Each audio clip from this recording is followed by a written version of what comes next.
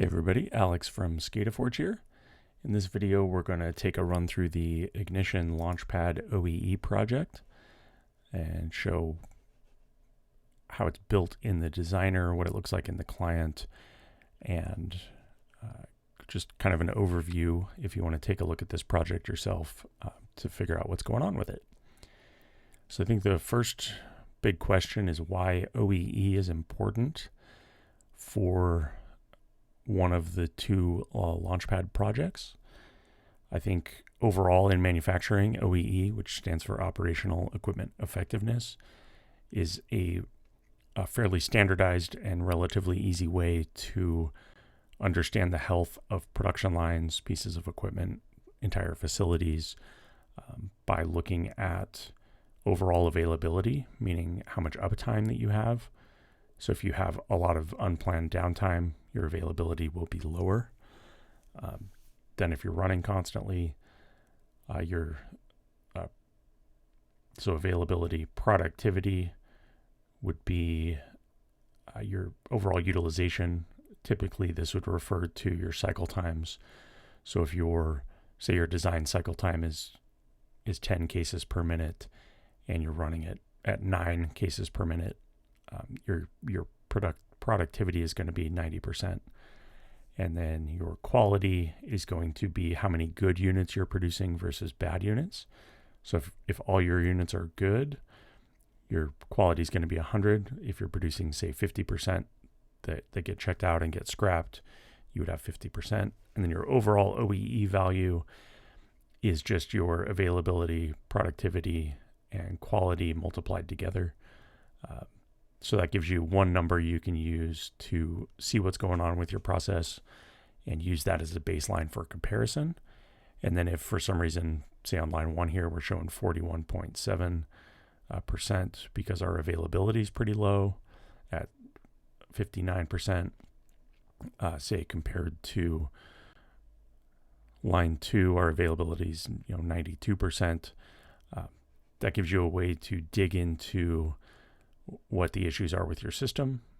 Maybe see if you have a lot of downtime on a particular piece of equipment, then you can start to figure out, is that a training issue? Is that a maintenance issue? Are things upstream or downstream from the line preventing that equipment from running because it's either blocked from sending its parts down the line or it's waiting on parts from other pieces of equipment? If your cycle times are low, you can figure out what's going on there and start to improve those 3 areas and improve your overall OEE. Understanding that quote-unquote world-class OEE is 80%. If you're well above that, you're doing awesome. If you're well below that, you have a lot of opportunities to improve things. So here on the overview screen, we see, in this case, an overview of 7 production lines with OEE for each of those. If you click on that, you'll go into a line view for that particular line. So we'll see here we click line 7, that pulls up line 7. You can also go to the line view screen and use the drop down here to select a given line view. This will give you specific information on the line, your availability, performance, quality, and overall OEE over time, your production data over time, and your top production shifts. In this case, they're all producing 900, and we're looking at overall quality for those. And then if we want to look at, so this gives us real-time data. If we want to look at historical data going back to a given point in time, we can do that. Maybe we want to look at March 7th to 8th. It looks like when we go to the 8th, we have a drop-off in OEE because our performance is going down and our availability is going down a little bit. So that gives you a way to dig into the OEE on a specific line. Then we have an overall production summary that gives us a summary at a given point in time for each line, total production counts, total rejects, overall production, then our availability, performance, quality, utilization, and OEE, and runtime, downtime, and idle time. And then we can go to overall settings and we can configure shifts, rates, and as we did in the install video, set up the overall database so that this project will function. So that's an overview of things in the client. So this is what your users are going to see.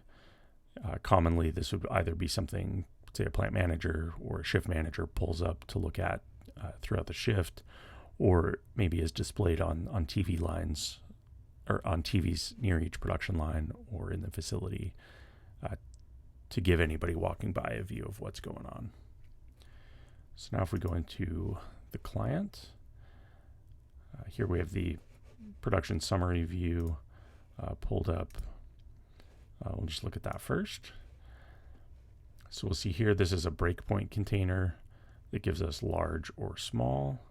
So if we were to, say, make this window smaller, it will change what the header looks like up here, assuming we're looking at this, say, on a mobile device, and scale down the contents of the window. And then if we go back to large scale, it pulls up the overall header,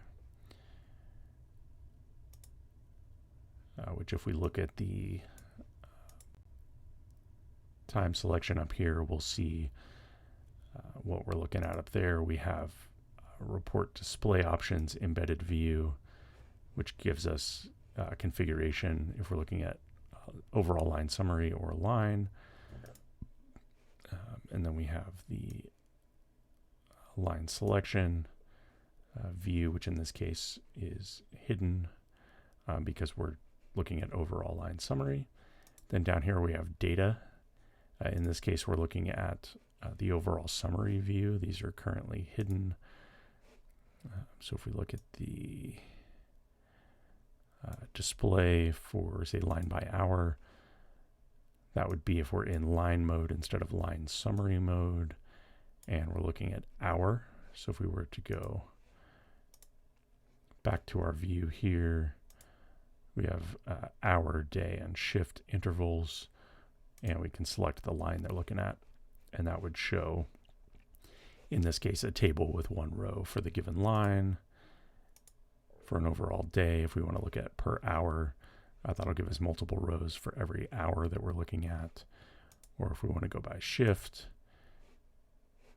I don't have shift data set up on the settings page yet, so we won't see anything there for right now. But that would look similar to here with data broken down by shift instead of by day or hour. And we'll see we have hour, shift, day, and then overall summary. And this is what we're looking at here is the overall summary. And this is just a table. We have a data set that's bound to a custom property on our view. So if we go up there and look at custom properties, summary data, and we look at the binding here, this is a query binding. So this comes from a named query. We'll look at those here in a minute. We're passing in parameters based on, looks like session properties and view custom properties. And then that is running that named query that we can see the text of it here. And then that returns an overall data set as we see in the binding. And that populates this tabular data here. In this case, that gives us line 1 through 7, and then our OEE values, and say our production values here. We'll see 11,535, 15,256, etc. And that's the data that gets mapped to that table. Then we have various other table properties. So we have selection enabled to select a single row. We don't have filtering enabled right now. Then we have some style classes set up for rows if we want to do, in this case, even and odd coloring for striped rows. If we wanted to highlight a row, that'll give us the ability to do that. So in this case, we could come, say, select a given row, and that'll highlight it here in a light blue color. And a lot of these are pretty well standard by default. The other interesting thing is if we go, instead of rows, we go to find the columns property here. We can expand that, and that gives us the columns. So if you remember, our production data had OEE at the beginning, and then production count was somewhere near the end. This gives us the ability to order our columns in the table. So we have line name as the field here. That will pull across from our data set. Then we can set a header and a footer, giving it a title. And if we wanted to put a footer on there, what's in there? There's currently nothing in the footer. Then column 1 is production count. That comes out of our data set with the various options there. And then if we look 0, 1, 2, 3, 4 at our availability, we'll see that that is not just standard text. And we're pulling in the OEE availability value. We'll see that we have a view path set up here. So this ties into the Exchange Launchpad OEE components OEE bar view, and we're passing in various parameters to that as needed, or just the value. In this case, our view params is empty. That allows us to also pull views into our tables to make things that look different based on what might make sense there. In this case, having a progress bar compared to just text is a little more interesting to get a visual of the overall OEE values, similar to what we're seeing in the rest of the components and views. And we also have the overview view. This gives us our overall line displays. Again, we have breakpoint container, large and small. And then within that, we have flex containers. In this case, this would be a row direction, which is allowing us to build a left and a right cell in the row. And then within that, the left and the right are columns. So that allows us to build a vertically stacked view of components there. And then we see here we have a notepad embedded view, property bars, and availability embedded views. And those are tied to views up in components for the notepad and for property bars tag. So we can build views up above that we can reference here in the flex container. So if we want to say this is a flex repeater for our lines, that's looking at the OEE card component. So we can build effectively templates in our views to pull across into other views, either as embedded views or using flex repeaters or things. And this allows us to pull in all the instances, give it a particular line number and path, in this case to a tag path. And looking at the flex repeater binding, we're pulling in an expression structure binding, so we can basically build a data set here to pull in various parameters, and then we can pull across all of our line information and build all the parameters for this particular view, and then we can return that, and this runs through a for loop, so it's going to go through everything under OEE config.lines and build up the parameters that we need for these cards here to be displayed. Then we have a rates view. That's under settings. That gives us our rates that we can set across the project. And overall settings view here. That's what we just looked at.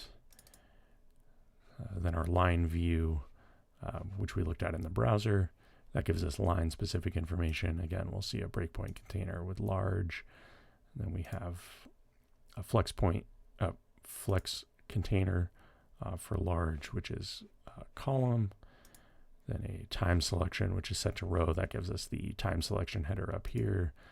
And then all of our data And below that, we have a left column and right column, which give us the left column here with our OEE and top production. And the right column gives us these graphs over here. So you can dig into this and figure out how all of this is assembled using different flex container arrangements of rows and columns to quickly build a complex user interface, and then pulling across individual components and things from there, and then mapping your bindings appropriately. And then you'll see, we have various custom properties that are on the view itself that allow us to tie into based on, say, which line is selected, and our time range. We can pull across raw data using a named query and pass in probably what our selected line is here for line name, and that will pass these parameters into this query and allow us to pull out the relevant information for the given line. And then for various stats, we're pulling out tag values and things to get those values to populate. So this gives you the ability to build really complicated views on the back end, just using custom properties and bindings and named queries and things, along with some scripting to populate what's on the views and build a fairly robust and complex system without a ton of work on the back end. Then within this, we have embedded views. These are things that are embedded into the overall larger views, like our header, maybe our line display options. So if we're looking at real-time or historical selections, line selection drop-down, report display options allows us to do our line summary or line on the summary data page. This allows us to set up our schedule information, which we don't have anything set up in the system right now. And then shift information, again, which we don't have set up in the moment, because all we did was the basic install in the previous video. And then up top, similar to the KPI project, we have our individual components. This allows us to build these components in one instance. And this will get scaled when it's in the flex container and things based on the properties. But you'll see here we have a flex container in the row mode. We have a label here on the left and a value on the right. If we look at our text, we're pulling in custom properties for a value and a format and units. If we come up here, we'll see we have value, format, and units up here. These will be bound to our parameters. In this case, it looks like we're passing in a given value. So this would be populated within, see if we go to the overview.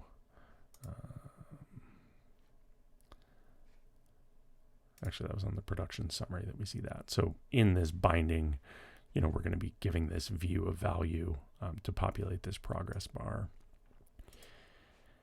And then we're building up a structure of units and things based on what we're passing in as well.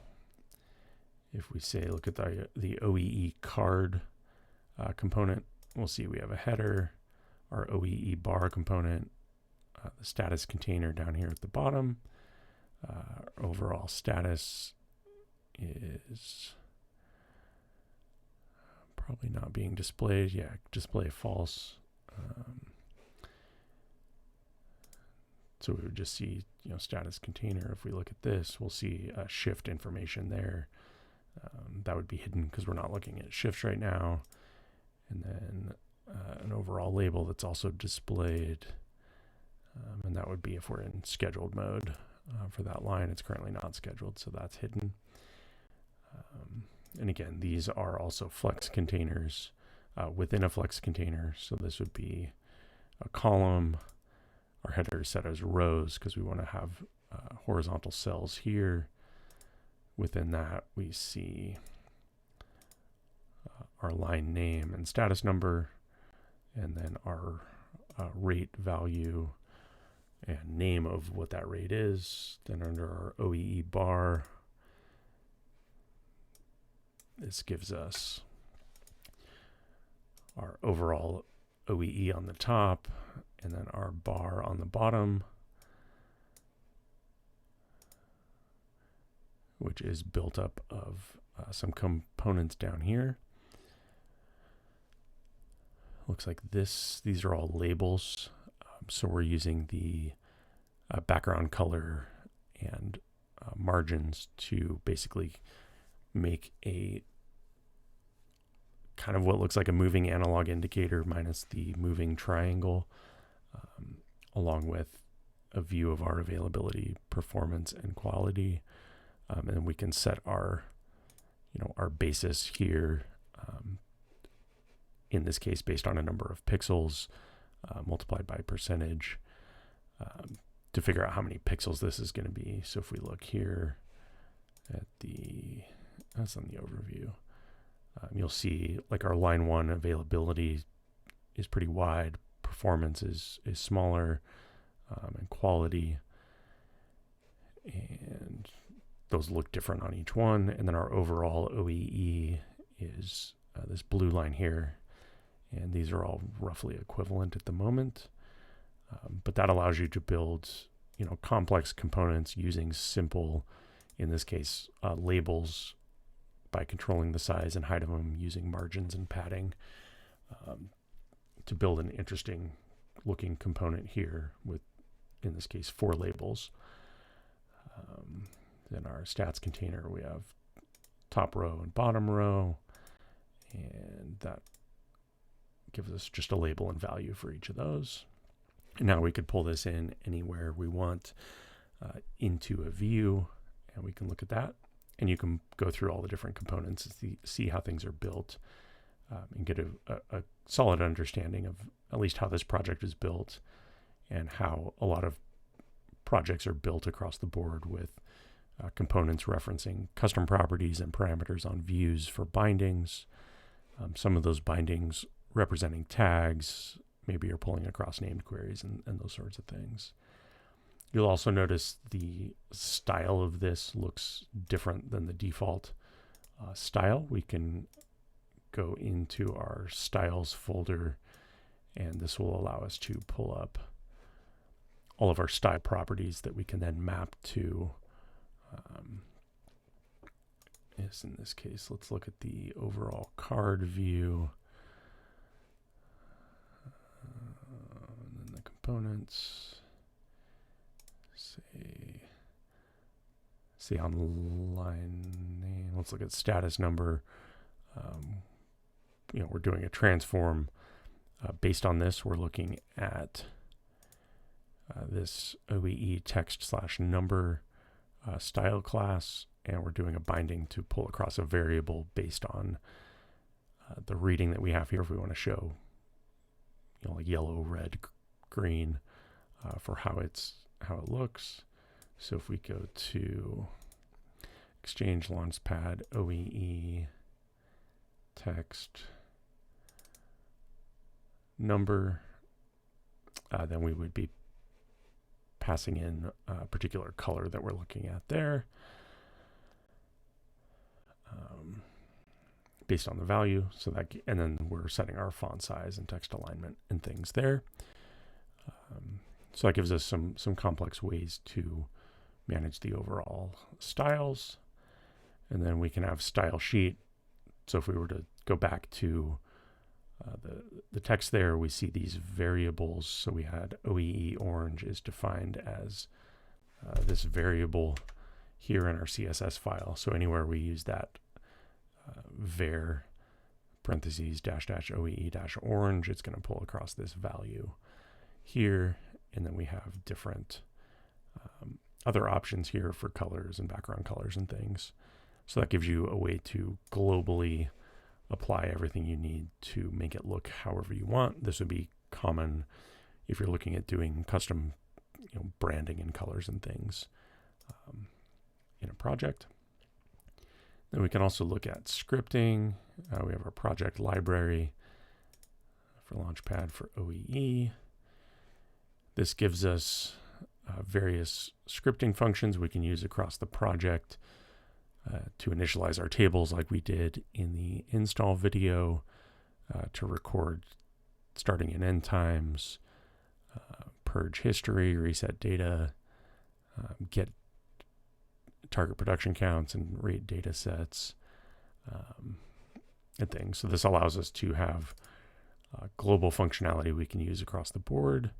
And then this gives us some database scripting options that we can use to call where we need to call those in scripting. And then as we saw in some of the bindings, we are using named queries. So in perspective, if you're binding to a query, it has to be set up as a named query. And then this also gives you a single place to store any queries you're using, so you don't need to also maintain those in your scripts across the board if you're doing the same query in multiple locations. Named queries is a good place to do that. Say we want to look at our top production query here. This will run this query with these parameters passed in anywhere that we call it. And we can go to testing, and we could enter our parameters here and execute that if we want to pull that in, and then we would pass those in anywhere that we're calling this query, either in scripting or via a binding. And then if we need to, say, add a field to this, we could add that to the query here. That would add additional data that we're pulling back across that we can utilize on our views and everything that we're doing there. So that gives us a pretty solid understanding of what we're looking at here. We'll dive into configuration and things in another video for looking at, say, how we would add another line or how we want to map this demo data to a real world system. So thank you for watching. Have a great day.